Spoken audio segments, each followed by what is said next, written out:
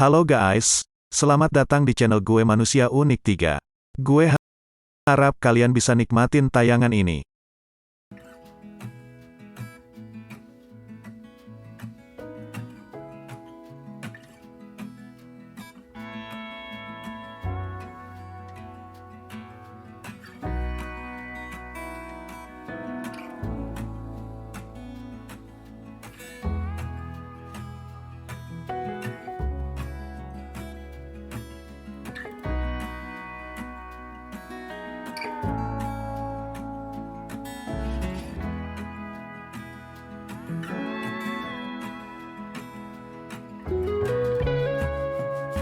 Pre-Boomer.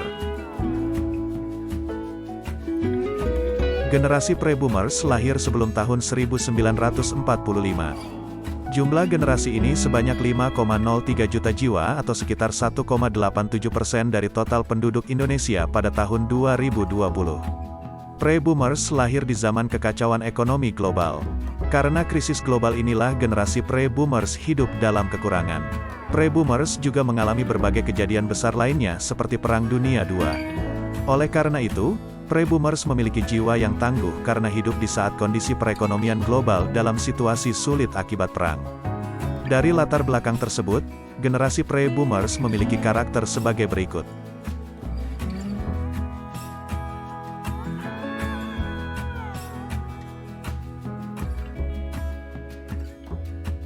Generasi Baby Boomer. Generasi Baby Boomers lahir pada tahun 1946 sampai tahun 1964. Kenapa ada kata baby di generasi ini? Generasi ini disebut sebagai generasi Baby Boomers karena pada saat itu terjadi lonjakan angka kelahiran yang tinggi pasca Perang Dunia II. Generasi ini lahir dan tumbuh ketika zaman belum modern dan minim lapangan pekerjaan sehingga membuat masa muda generasi Baby Boomers memiliki sifat kompetitif. Berikut merupakan karakteristik dari generasi Baby Boomers.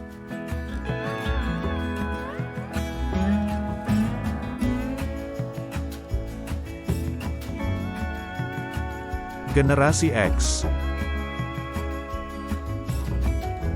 Generasi X adalah generasi yang lahir pada tahun 1965 sampai tahun 1980 dan menduduki peringkat ketiga dengan jumlah 58,65 juta jiwa atau 21,88% dari total penduduk Indonesia pada tahun 2020.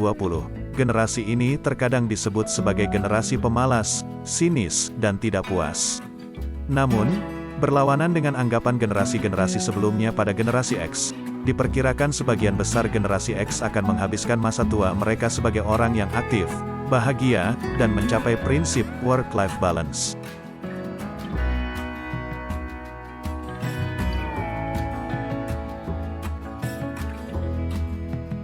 Generasi Y. Generasi ini lahir pada tahun 1981 sampai tahun 1996. Generasi ini termasuk dalam generasi Y atau milenial. Kata milenial diciptakan oleh William Strauss dan Neil Howe dalam beberapa bukunya, Millennial Generation. Alasan Gen Y disebut generasi milenial karena generasi ini pernah melewati milenium kedua sejak teori ini pertama kali dikemukakan oleh Karl Mannheim pada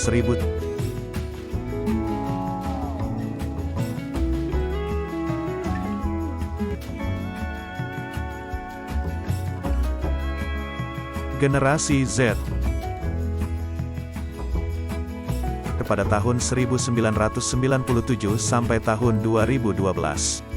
Generasi ini mempunyai karakter yang dipercaya lebih beragam, memiliki sifat global, memberi pengaruh pada budaya, dan juga memberi pengaruh sikap pada banyak masyarakat.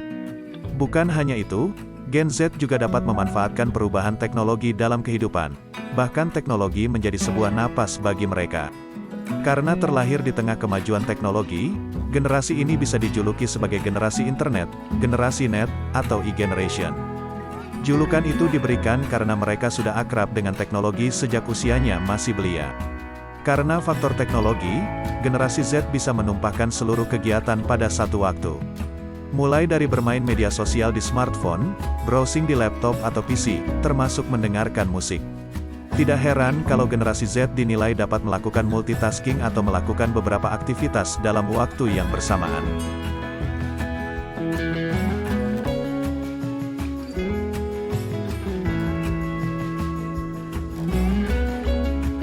Generasi Alpha. Jika generasi baby boomers, yang dinamai berdasarkan fenomena demografi yang unik, penamaan gen X, Y, Z atau Alpha itu lebih seperti kanvas kosong, di mana mereka dapat membuat identitasnya sendiri yang relevan dari periode generasi tersebut.